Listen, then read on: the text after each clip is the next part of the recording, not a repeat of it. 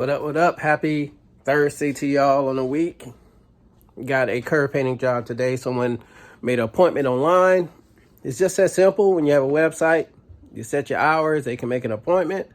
Good thing with being a full-time reseller is I can cut out and I can go do these appointments. So I have an appointment today, 12 o'clock. We're about to head out. It's for a simple curb painting. This is going to be a really short video, but I just like dropping the information out, dropping the videos out, dropping the process out. That way, if anybody trying to get into this business, you got the information. Do whatever you want to do with it. So let me pack up my stuff. Y'all know how I go. Throw it in a truck, and we're going to head over to the location. All right, my friends, we are here. Y'all see the curb? Easy enough. Doesn't seem like one thing you want to look for is sprinklers. There's no sprinkler heads right here. A lot of times the sprinklers are cut on automatically and the water will run off, so you don't see any loose water around. I forgot to mention it a while ago. Make sure y'all look for just random standing water, and if you do see it, you check and look for sprinkler heads. Last thing you want to do is put a fresh curb paint down and then the sprinklers come on and it ruins it. So we're going to go ahead and get started. I'm going to set y'all up on the tripod and we're going to knock this out.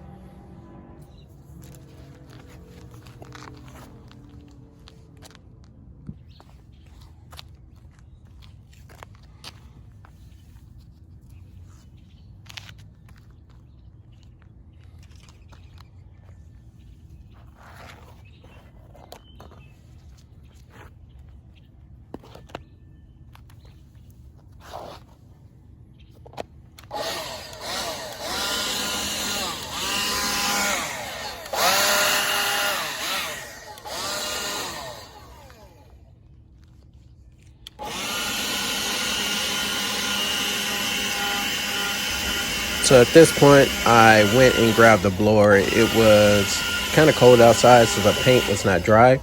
I grabbed the blower. First, I want to make sure there was no stuff around the curb painting, because last thing you want to do is turn on the blower and blow all kind of dust on it. So that's why I cleaned beforehand. So I utilized this blower to dry off the spray paint. Comes in handy having one of those.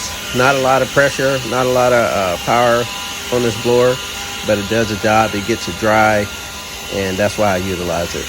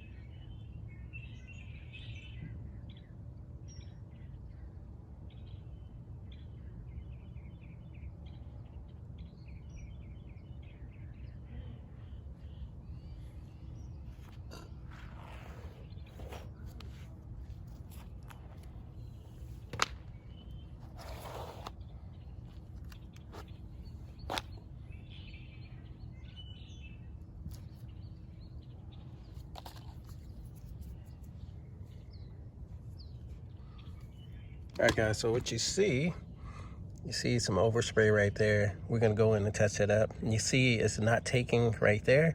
Don't worry about it, let it dry.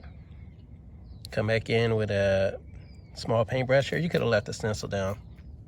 And come back in with a small paintbrush and just fill those in. Once it dries a little bit, be perfectly fine. Stay away from the edges though. You want those edges to stay tight. So we're gonna let this dry up a little bit. Come back and touch up the edges. There you have it.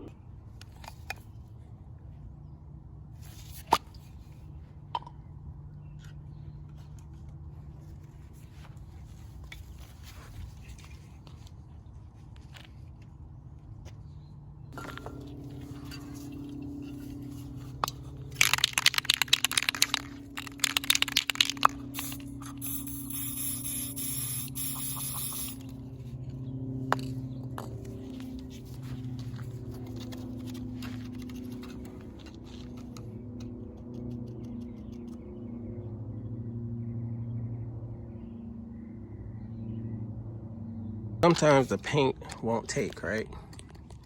Sometimes the paint won't take. Don't panic. Let it dry a little bit and come back and touch it up. Right now there's still some white marks in the numbers. We're gonna let it dry a little bit. We're gonna come back and we're gonna hit it again with a paintbrush, a paint, and you'll be golden. We're gonna let it dry. And just like that, it's done. A couple notes for you. So when you have the white spots in the numbers and you have to go back over with black, do not go in brushing. Basic elementary color mixing. If you mix black with white and you're brushing, it's gonna turn to gray. So you wanna take the paintbrush, load it up pretty good with paint, and dab it. You wanna dab the paint inside, kind of stand away from the edges. You're gonna get concrete like this sometimes that's very slick, especially if you're painting over original numbers that are there. It's not rocket science, man. We're not out here trying to paint a Picasso. It's curve numbers. You want to do the best you can and walk away from it knowing you did the best you can. Is this my best work? Nah, I give it an 8, but it's what I can do on this concrete and from painting over, and it's cold outside. Remember, weather has a huge effect on painting. I think it looks perfectly fine. I'll be happy with it being in front of my house, and once it dries, it'll look even better. So I'm gonna put this top coat on, seal it up, and that's so it lasts a little longer. And this is another one in the books. Thank y'all for watching. Once again, I know it's not the most exciting thing, but it's a project you can do on your own at home. Just practice a little bit, get out there and make some money.